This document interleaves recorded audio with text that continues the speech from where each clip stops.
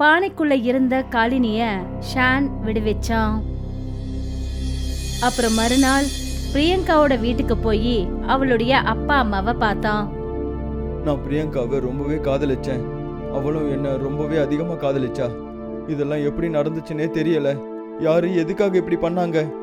இங்க பாருப்பா, பிரியங்கா உன்னை பத்தி எல்லா விஷயத்தையும் என்கிட்ட சொல்லியிருந்தா. இங்க பாருப்பா, பிரியங்கா இப்போ இந்த உலகத்துல இல்ல. அவ இல்லாம இதுக்கு முன்னாடி நீ எப்படி இருந்தியோ இப்பவும் அதே வாழ்க்கைய நீ வாழ ஆரம்பிச்சுடு. ஏன்னா பிரியங்காவால திரும்பவும் இங்க வர முடியாது. அவளுக்கு நடந்த மாதிரி இந்த விஷயம் வேற யாருக்கும் நடக்கவே கூடாதுப்பா.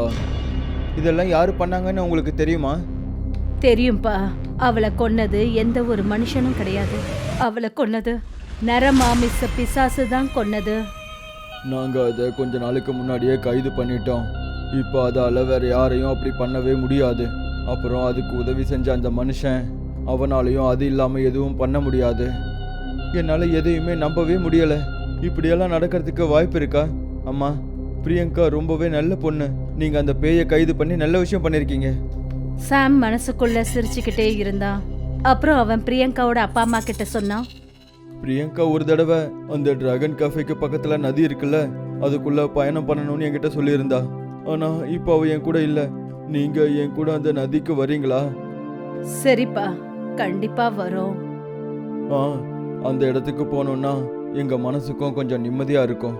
பிரியங்காவோட அப்பா அம்மா ஷாம் கூட அந்த நதி கரைக்கிட்ட போறதுக்கு தயாராயிட்டாங்க. அப்புறம் மறுநாள், வாங்க வந்து கார்ல உட்காருங்க. இன்னைக்கு நான் உங்க 2 பேரையும் அந்த நதிக்கு ஷார்ட்கட்ல கூட்டிட்டு போயிடுறேன். இங்க பாருப்பா, ஆனா நான் எப்பவுமே இந்த மாதிரி ஒரு ஷார்ட்கட்டை பத்தி கேள்விப்பட்டது இல்லையே. அது ஏன்னா நீங்க எப்பவுமே வேற வழியில போறத பத்தி யோசிச்சு பார்த்தது கூட இல்லைல்ல. ஷாம் அவங்கள அந்த பாழடைஞ்ச இடத்து பக்கமா கூட்டிட்டு போனான்.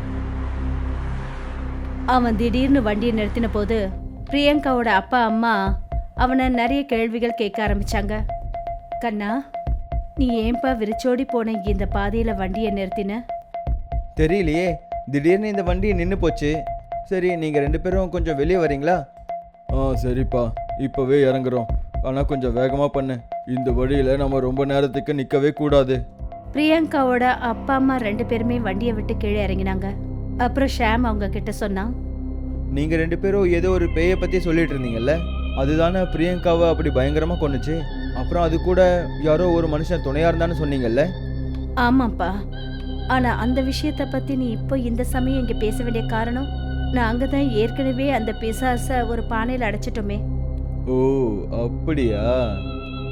அப்பதான் சாம் பெருமூச்சு விட்டான். அப்புறம் அவன் குரல் கொடுத்தான். காலினி.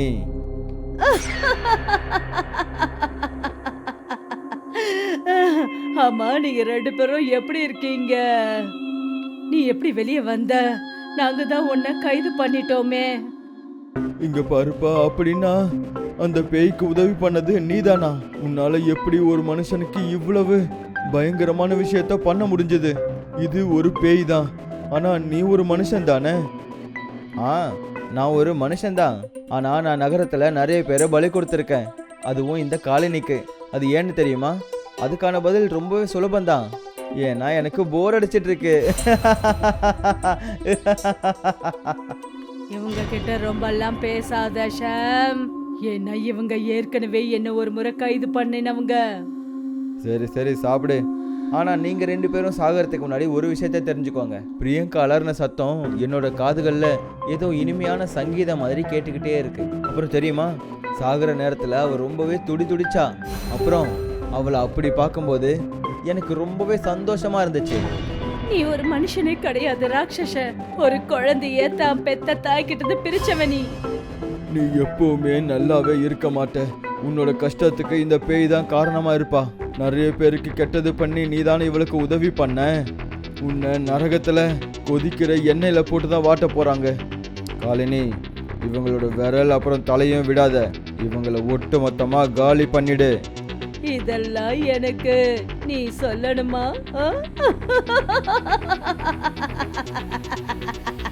இல்ல இல்ல இல்ல. காலினி பிரியங்காவோட அப்பா அம்மா 2 பேரையும் கொன்னுடுச்சு. அப்புறம் அவங்களுடைய தலைகளையும் விரல்களையும் அது சாப்பிட்டது. இதுக்கப்புறம் அவங்க 2 பேரும் சேர்ந்து வேற ஒருத்தரை கொல்றதுக்கு ஏற்பாடு பண்ண ஆரம்பிச்சாங்க. அந்த சாமியார் உயிரோட இருக்கிற வரைக்கும் அவன் எப்ப வேணாலும் என்ன பிடிப்பான். நீ அதை பற்றி கவலையே படாத. என்கிட்ட சூப்பராக ஒரு பிளான் இருக்கு. சரி, நான் வீட்டுக்கு போயிட்டு முதல்ல தூங்குறேன். நாளைக்கு நான் ஒரு டேட்டுக்கு போகணும். அப்படின்னா புது உணவு? இல்லை, நான் அவளை உனக்கு சாப்பிட தரமாட்டேன். ரீத்து சின்ன வயசுலேருந்து என்னோட பெஸ்ட் ஃப்ரெண்டு. அவளோட வீட்டை விட்டுட்டு தனியாக இருக்கிறதுக்காக போயிட்டா. இப்போ அவள் மறுபடியும் நகரத்துக்கு வந்துட்டுருக்கா. அவள் மேலே உன் கண்ணை வச்சிடாத காலினி. நீ சொன்னதெல்லாம் சரி, ஆனா அந்த சாமியார் என்னோட பாதையில குறுக்க வரக்கூடாது. உனக்கு எதிரினா அவன் எனக்கும் எதிரி தான் காலினி.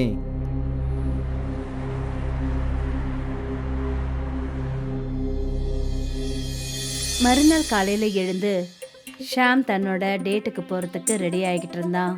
அப்புறம் நியூஸ் ரிப்போர்ட் என்ன சொன்னாருன்னா, நேற்றுலேருந்து பிரியங்காவோட அப்பா அம்மாவை பற்றி எந்த தகவலும் தெரியல.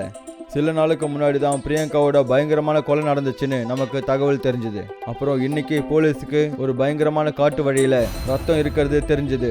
அப்புறம் அதோட டிஎன்ஏ பிரியங்கா டிஎன்ஏவோட மேட்ச் ஆயிருக்கு. இப்போ உடனே சொல்ல ஆரம்பிச்சிடாத, அவங்களோட ரத்தத்தையும் மொத்தமா குடிச்சிருக்கணும்னு. நான் ஏதாவது சொன்னேனா? சரி விடு, நான் இப்போ கிளம்புறேன். நானும் உன் கூட வருவேன். இல்லை, நீ என் கூட வராத. இல்லைனா நீ அவளையும் சாப்பிட்றத பற்றி யோசிப்ப.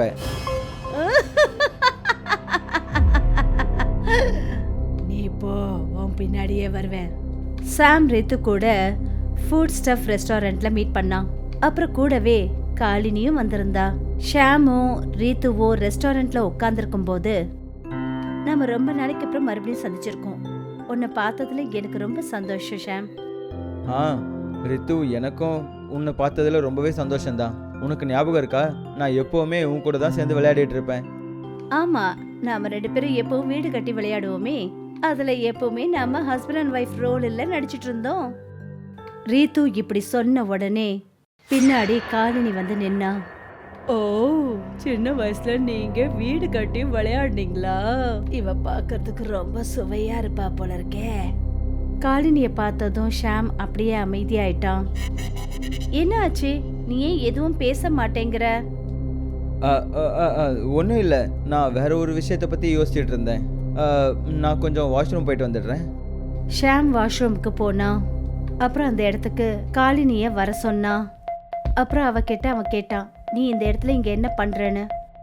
காலினி, இந்த பொண்ணு பார்க்கறதுக்கு ரொம்ப அழகா இருக்காளே. அழகான பொண்ணுங்களா சாப்பிட்டா அதுல இருக்கிற சுவையே தனி. அப்படியெல்லாம் யோசிக்காத காலினி. அவளை எதுவும் பண்ணிடாத. நான் உனக்கு வேற யாரையாவது சாப்பிட கொடுக்குறேன். சரி விடு, போய் வேற யாரையாவது சாப்பிடு. இன்னைக்கு ராத்திரி காட்டுக்குள்ள இருக்கிற சாமியாரை நம்ம பார்க்க போகலாம். சரி. ஷாம் அப்புறம் ரீத்துவோட டேட் முடிஞ்சது. அப்புறம் ஷாம் ரீத்து கிட்ட என்ன சொன்னான்னா, இன்னைக்கு நாள் என்னை பொறுத்த வரைக்கும் சந்தோஷமான நாள். இன்னைக்கு என்னோட நாளும் ரொம்ப நல்லா போச்சு. நிஜமாதான், நீ கொஞ்சம் கூட மாறவே இல்லை ஷாம். இன்னைக்கும் நீ மனசளவுல ரொம்ப நல்லவனா இருக்க. நம்ம மறுபடியும் இன்னொரு நாள் பார்க்கலாம். இப்போ நான் கிளம்புறேன், சரியா? பாய். பாய். ரீத்து தன்னோட வீட்டுக்கு போயிட்டா.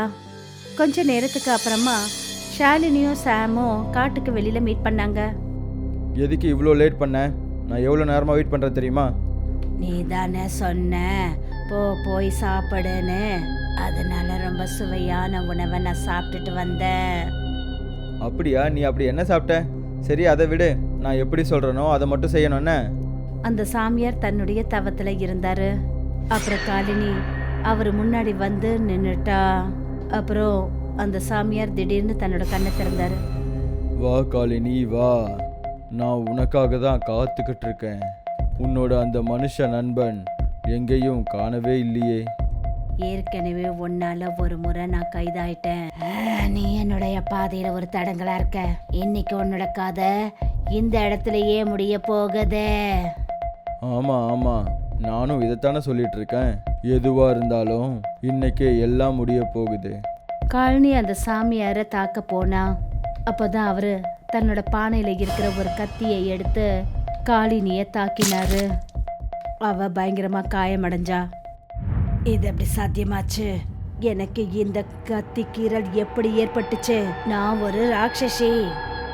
இது புனிதமானவங்க இறந்ததுக்கு அப்புறம் அதில் செஞ்ச ஆயுதம். இது இந்த உலகத்திலிருந்து உனக்கு முக்தி கொடுக்கும் காலினி. உன்னோட விளையாட்டு இன்னையோட முடிய போகுது. காலினிய அந்த சாமியார் கத்தியால குத்துற போது அப்போ ஷாம் பின்னாடி இருந்து தான் கையில வச்சிருந்த ஒரு பெரிய வாளால சாமியாரோட வயிற்றுல குத்தி கிழிச்சான். அதை பார்த்ததும் சாமியாருக்கு அதிர்ச்சி ஆயிடுச்சு. சர்ப்ரைஸ் சாமியாரே, எப்படி இருக்கீங்க? காலனியை உங்களால் கொல்ல முடியாது, ஆனால் உங்களை என்னால் கொல்ல முடியும்ல. நீ எல்லாம் ஒரு மனுஷனா? அந்த கடவுள் மேலே உனக்கு கொஞ்சம் கூட பயம் இல்லையா? இன்னைக்கு நீ ஒரு சுவாமியை கொன்னு இருக்க, அதுக்கான பலனை நீயும் அந்த காலனியும் கண்டிப்பாக அனுபவிப்பீங்க. சாகும்போது கூட இவன் ரொம்ப பேசுறான். இதே இடத்துல இவன் கதைய முடி. இல்லை, அப்படியெல்லாம் பண்ணாத காலினி. ஒருவேளை இந்த சாமியை சாப்பிட்டா உனக்கு வேற ஏதாவது ஆகிட போகுது.